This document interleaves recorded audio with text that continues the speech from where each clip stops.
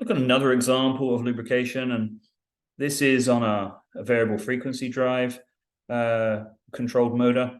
These can provide some challenges for lubrication because of the inherent squeal or noise that the VFD makes. But, you know, the friction levels will get above the noise of the VFD. So let's listen to what it sounds like before greasing.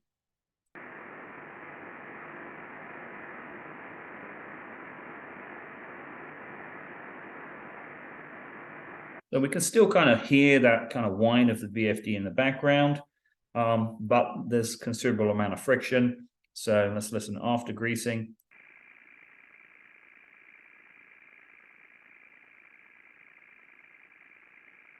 So we've totally cleaned up that signal now. All we're hearing is the VFD noise.